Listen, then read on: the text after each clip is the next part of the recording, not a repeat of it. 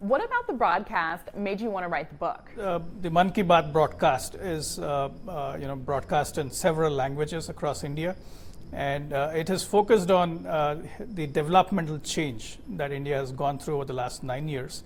And what's interesting is that these broadcasts have inspired different people across India to become change agents and to do all sorts of things, be it building toilets, cleaning up neighborhoods, becoming champions within their local communities. It has inspired many people, and that is what was interesting to work on this book.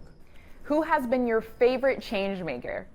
So you have these brilliant stories of women change makers. So for example, on the back cover of the book, you'll see it talks of a young rural entrepreneur from a very small state in India, where this lady has created jobs, created lots of innovative products using lotus stem, and she sort of become a inspirational figure within the community.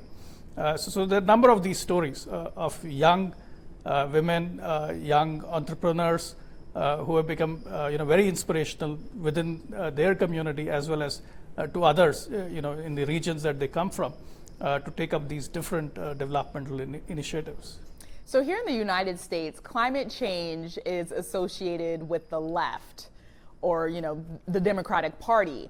But it seems like the Prime Minister is making water conservation a universal commitment in India. Tell me a little bit about that. Yeah, that's kind of a political paradox, right? Because you tend to associate certain issues with certain ideological movements. And Prime Minister Modi defies those stereotypes. In fact, he's been a champion of climate action a long time, even before he became the Prime Minister, when he was the head of one of the Indian states, the western state of Gujarat. And water conservation to him has been a huge area of passion. He had come up with this very innovative concept of creating village level community groups that would take up the challenge of conservative redeveloping the water bodies, coming up with innovative methods to save water. The other aspect about his whole championing of environmental issues and sustainability has been to look at culture and traditional methods of water conservation, and a lot of them have been revived over the last 9 years since he's been doing these radio broadcasts. And so critics of the broadcast say it's just a one-way system of communication with just Prime Minister Modi addressing the public.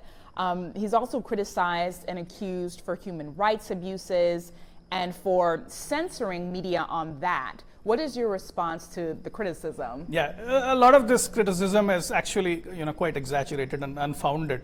So for example, let's take the broadcast itself, right? It is not accurate to say that it's a monologue.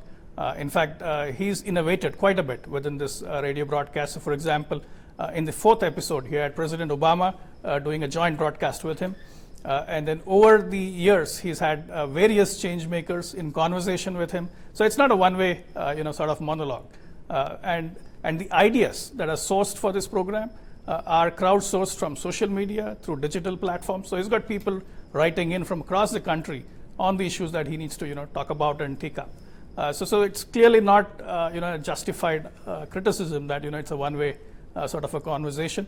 Coming to the human rights issue, India is a democracy, and it's a federal democracy. So you've got the federal government, and then you've got state governments, and there are an independent judiciary at all levels, the Supreme Court, and you have the high courts and so on. So there are different levels of checks and balances. So it's kind of not a very credible argument that Mr. Modi is violating human rights or acting against the press, because you've got a very vibrant press in India, more than 900 television channels. You've got a very diverse sort of print media. So these are not very credible criticisms.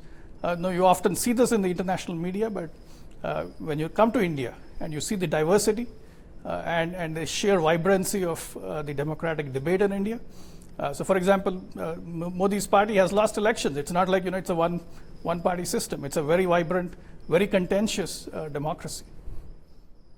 And so is this broadcast the reason some say India is becoming a major global player on the international stage?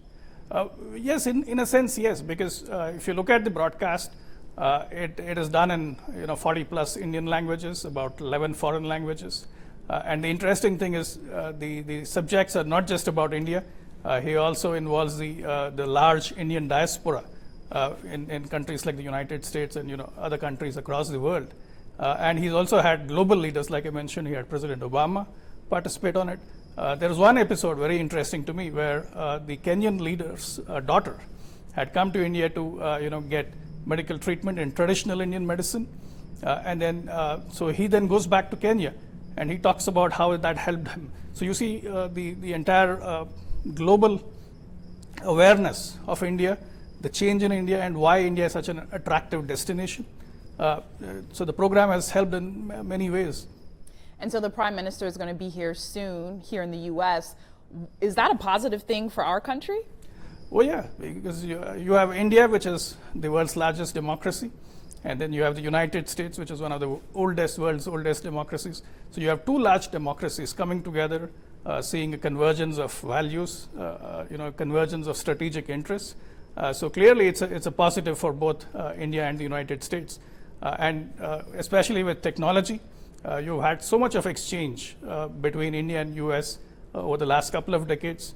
There's an entire initiative around critical emerging technologies. You had the US NSA in Delhi just yesterday, meeting with the Indian Prime Minister.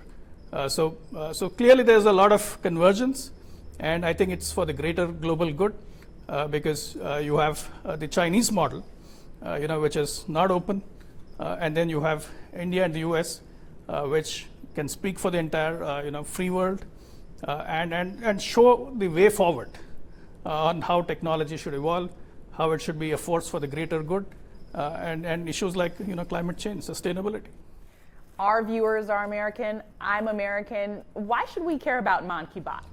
Well, you should care about Mann Ki Baat for one reason, a very important reason, is that when you have a country like India, which has such extremities, such diversity, that it is possible to bring about developmental change without having to adopt the Chinese model, because the world has only seen the Chinese model, which is very authoritarian, very dictatorial, and then you have India, which has a very vibrant democracy. And within such a democracy, to bring about developmental change requires a lot of creativity, a lot of patience, a lot of persuasion. So to be able to do that through this radio broadcast, I think is a very interesting story for the world to look at, because this could be an example to a lot of developing countries on how to go about developmental change. And what do you hope readers take away from your book? It's an interesting insight into India. It's an interesting insight to Prime Minister Modi's method of engagement with citizens across a very diverse country. And I think the key takeaway from this book is that politics doesn't have to be about negativity, doesn't have to be always about negative issues. What Prime Minister Modi has shown is that you can have a positive approach, you can have a glasses half full approach to politics, and still engage with the people. Awesome. Anything else you'd like to add? I think it's a great speaking with you, and I hope the book is interesting to audiences in the United States. Thank you so much, and congratulations. Thank you.